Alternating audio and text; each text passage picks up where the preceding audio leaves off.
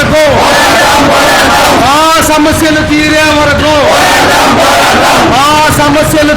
వరకు యొక్క ముఖ్య ఉద్దేశం గతంలో మున్సిపల్ కమిషనర్ గారికి 15/9/2023 తేదీన ఒక అర్జీ ఇవ్వడం జరిగింది. డిమాండ్తో కూడిన అర్జీని. ఆ సమస్యతో కూడా పరిష్కారం కాలేదు. మేము అడుగుతున్నాం, ఆ సమస్య పరిష్కారం కాలేదు. కార్యాపణ చేస్తూ ఉన్నారు. ఇది మంచి పద్ధతి కాదు.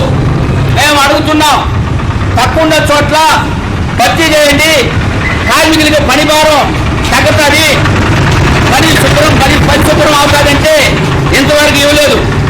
అదేవిధంగా కమిషనర్ గారు వచ్చిన తర్వాత కొన్ని సమస్యలు కూడా పరిష్కరించడం జరిగింది. కానీ యూనిఫామ్ ఇవ్వడంలో, అదేవిధంగా బకాయిలు పట్టినటువంటి సోపు, నూనె, చెప్పులు కూడా ఇవ్వాల్సిన అవసరం. నగరపాలక సంస్థలు పనిచేస్తున్నటువంటి కాంట్రాక్ట్ కార్మికులు వారి సమస్యల పైన కమిషనర్ గారికి వినతి పత్రం ఇవ్వటకు ఇక్కడ ఒక చోట ఎక్కువగా ఒక చోట ఉన్న కార్మికుల్ని మేము అడగడం కాదు, పరిపాలకులకే తెలియాలి. చిత్తూరు నగరపాలకలో పారిశుద్ధ్యం ఎక్కడ కుంటుపడుతుందో, ఎందుకు కుంటుపడుతుందో అనే అది మీరు పరిశీలించాలా. అక్కడ జనాలు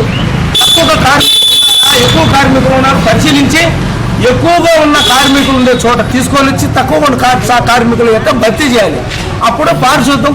తర్వాత మనం బయట వస్తే ఇది ఎట్లా అంటే మనము కూడా ఒక వారంలో 5 సార్లు నెలకు 5 సార్లు పోయి కలవాలి. వేదికగా ఉండేవాళ్ళు అది సంబంధపడ్డ అధికారులు మీరు పోయి కంటి చేస్తే వాళ్ళు ఏం చెప్తారు. 5 సార్లు పోతే అరవలో మాట పట్టకపోతుందా ఎదురు రాయి. అట్లా మీరు కూడా చేయాలా. 2 నెలలకు ఒకసారి వచ్చేది, ఒక అర్జీ ఇచ్చేది. ఇట్లా ఉంటే పని కాదు. మనమంతా ఒకే లెవెల్లో ఉండాలా. అది